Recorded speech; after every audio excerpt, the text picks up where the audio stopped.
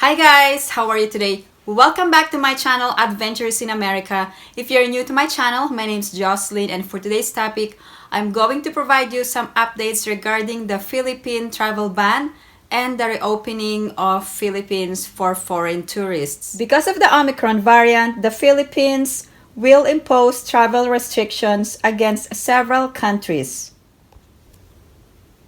Now, if you are not aware, the Philippine government announced last week the reopening of its borders to foreign tourists who are fully vaccinated from green lane countries, but this plan has been changed and they backtracked from reopening.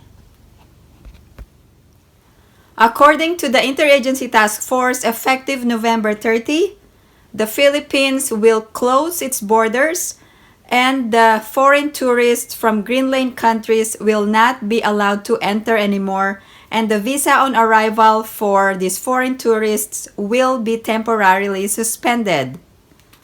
Now, let's talk about the travel ban effective December 1st. These are based on the resolution from the Interagency Task Force and the Bureau of Immigration press release from December 1 to December 15.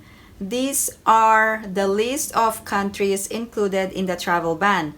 So, if you are an eligible passenger but you have been in these countries in the last 14 days, you will be barred entry in the Philippines. The inbound international travel of all persons regardless of vaccination status coming from red list countries within the last 14 days prior to arrival to any port of the Philippines shall not be allowed. However, there are exceptions to the travel ban. First, only Filipinos returning to the country via government-initiated repatriation and bayanihan flights may be allowed entry subject to the prevailing entry, testing, and quarantine protocols for red list countries.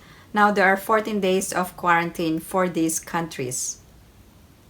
Now, let me talk about the latest Bureau of Immigration press release regarding 100% passport inspection and travel history of all eligible passengers.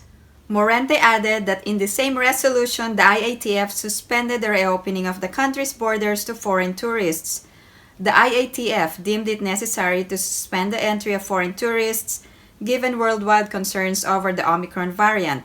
For now, the current general travel restrictions stand. Only Filipinos, balikbayan, and those with long-term visas from green and yellow list countries may be allowed entry. Also, for his part, he reminded airline companies to carefully inspect the document of travelers prior to boarding to ensure that only those allowed entry may fly to the country. We are conducting 100% passport inspection to ensure that we see the complete travel history of the arriving passengers, said Capulong. He warned that aliens who are inadmissible but were allowed to board will be denied entry and will warrant a penalty to the airline. Please take note that starting December 1st, all eligible passengers from green lane countries and yellow lane countries must follow the yellow lane protocols.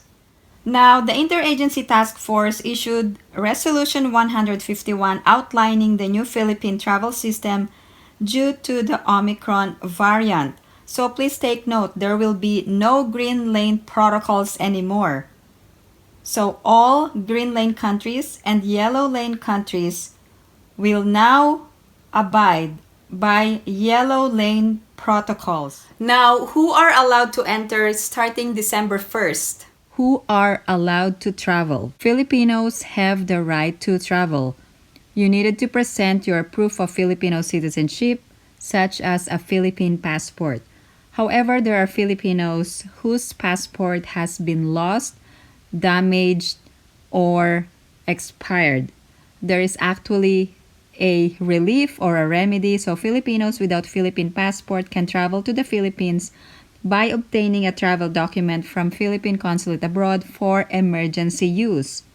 Please remember that this travel document is only allowed for applicants who cannot be issued a Philippine passport and have an emergency travel to the Philippines, such as due to medical or legal reasons or death in the family.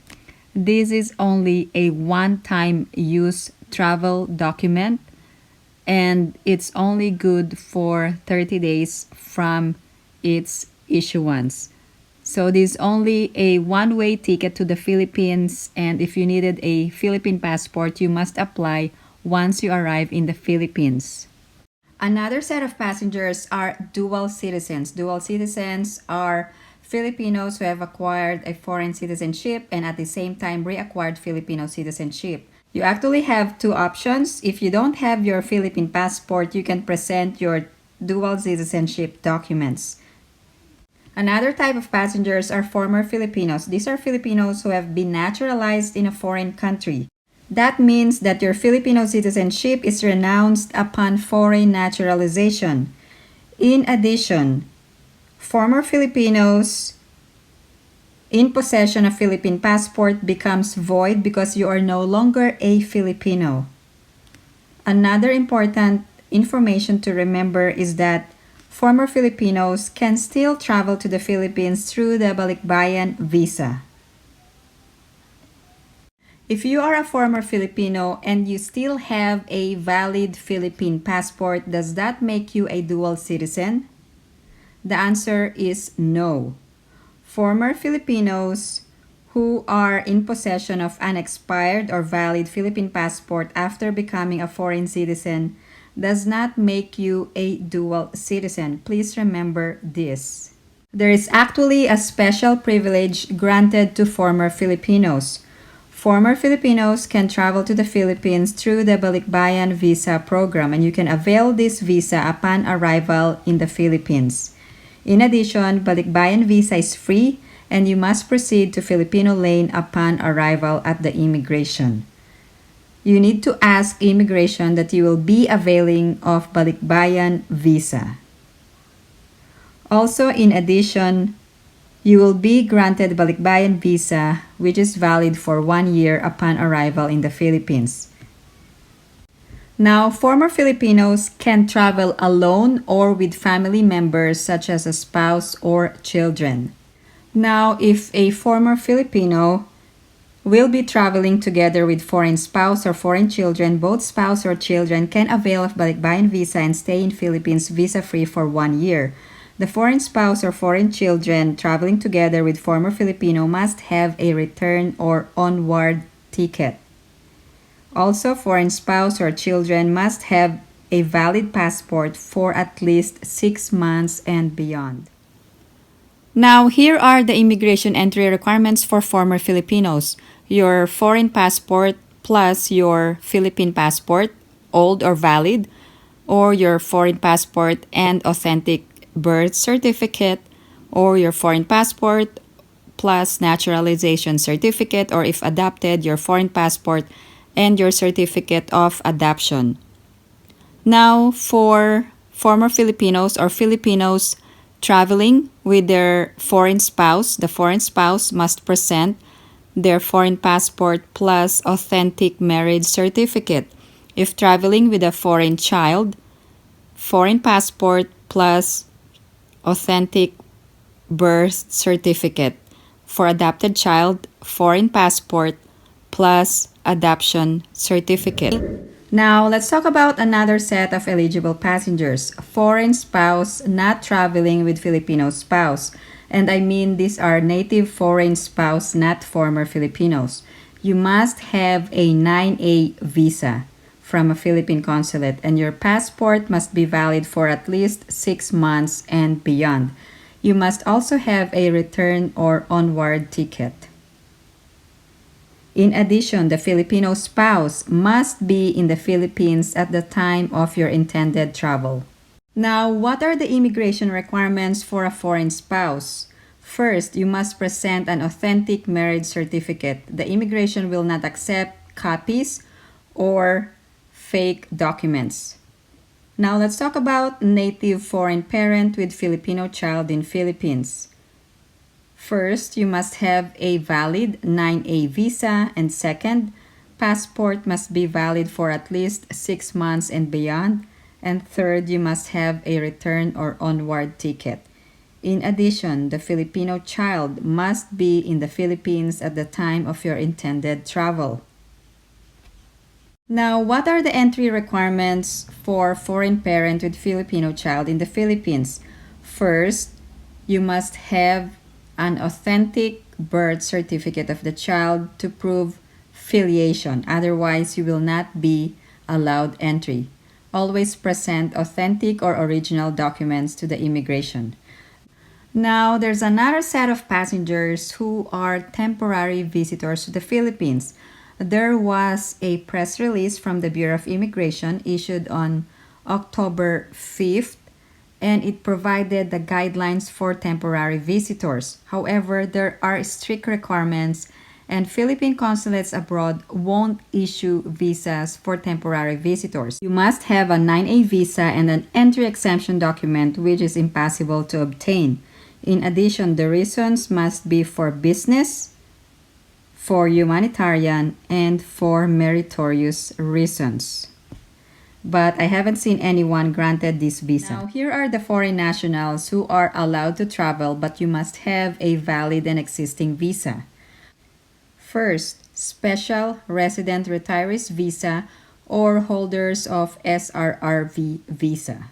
The SRRV visa can be applied at the Philippines under the Philippine Retirement Authority. Other set of foreign nationals allowed are holders of Philippine immigrant visas, holders of a 13A, 13B, 13C, 13D, 13E, and 13G visas. Other set of foreign nationals allowed are accredited foreign government and international organization officials and their dependents. Another set of passengers are foreign airline crew members. Another set of passengers allowed are foreign seafarers with 9C visa. Now, here are the quarantine and testing protocols of all eligible passengers. Please take note, foreign tourists from green lane countries are not yet allowed. Starting November 30, all countries, both green list and yellow list, must follow the yellow list protocol. Vaccinated eligible passengers, here are the protocols. First, you must have a 72-hour negative test prior to departure from the country of origin.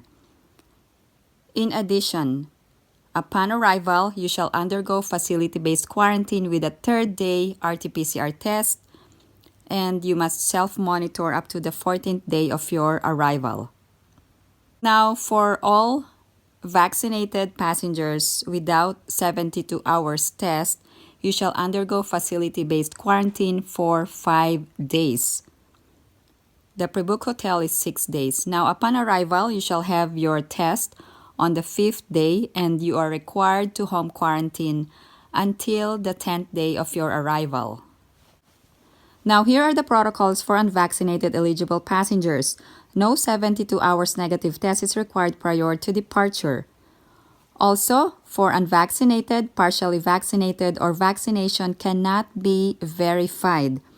Here are the strict protocols effective November 22nd. First, you must undergo facility-based quarantine for at least 7 days and must pre-book for 8 days. In addition, the RT-PCR test will be done on the 7th day. You will have to undergo home quarantine until the 14th day of arrival. Now, there are new protocols for minor children.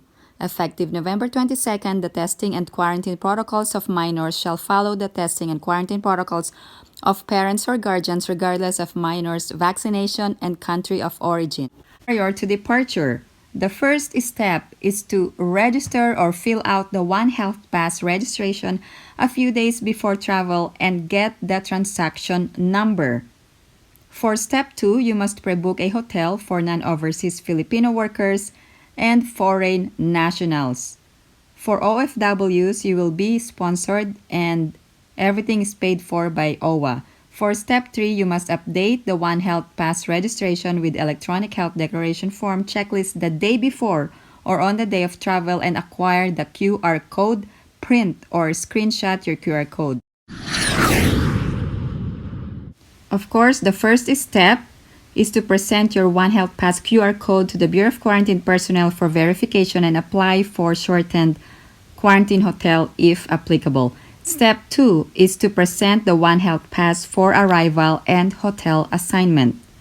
Now, step 3 is you needed to proceed to the Bureau of Immigration for arrival clearance, baggage claim, and customs inspection. Step 4 is to take the accredited transport service for all non-overseas Filipino workers and foreigners or foreign nationals, and no private vehicles will be allowed to take you at the quarantine facility hotel. Now, here are the protocols at the quarantine facility. First, you must present your Onehealthpass QR code at the hotel to confirm check-in. Now, for day 3, day 5, or day 7, you must present your QR code for RT-PCR test. And then step 3 is to register for ECIF and pay for the swab test. Now, for step 4, while waiting for the results, coordinate with the local government unit for additional requirements. Now, if you test negative, you will need to present your QR code and BOQ certificate at hotel reception for check-out. Now, if you test positive, you will be subjected to medical management or hospital admission.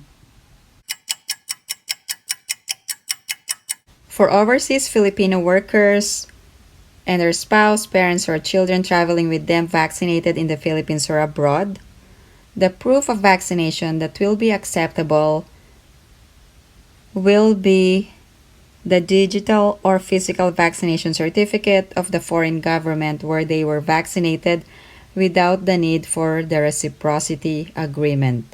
Now, for non-overseas Filipino workers vaccinated in the country or abroad, or foreigners vaccinated in the Philippines, these are the acceptable proof of vaccination. VaxCert Digital Vaccination Certificate or Bureau of Quarantine World Health Organization issued ICV, or the National or State Digital Certificate of the foreign government where they were vaccinated, which has accepted VaxCert under a reciprocal agreement. Now, for foreign nationals vaccinated abroad, World Health Organization issued ICV or National or State Digital Certificate of the foreign government which has accepted VaxCert PH. For those of you who are asking, because there's no National Digital COVID Certificate in the US, what is the acceptable proof of vaccination? The CDC card is considered acceptable, and also the ICV yellow card. Now, here are the standard health protocols for all eligible passengers. First, 72-hour negative test prior to arrival in the Philippines if you are fully vaccinated or coming from a green lane country. And second, foreign nationals, including former Filipinos, must pre-book a hotel quarantine. You must also register through the Onehealthpass and fill out the Traze App for contact tracing. In addition, you must also register for the ECIF for COVID testing, PADLAB for foreign airline passengers, and PAL ECIF for Philippine airline passengers. For overseas Filipino workers, you must register through the Red Cross for COVID testing. Also, you must wear a face mask and a face shield. Now, if you have already booked your flights between December 1st until the end of December, please share your travel experience below and let us know what you think of the travel restrictions. So let me know your thoughts regarding the current travel restrictions. Thank you guys for supporting my channel, and if you haven't liked this video, please give it a big thumbs up. And if you haven't subscribed to my channel, please subscribe and hit that notification bell. I always welcome new subscribers.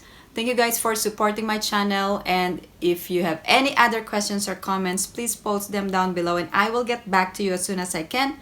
Thank you guys for watching. I hope everyone is staying safe and have a great day.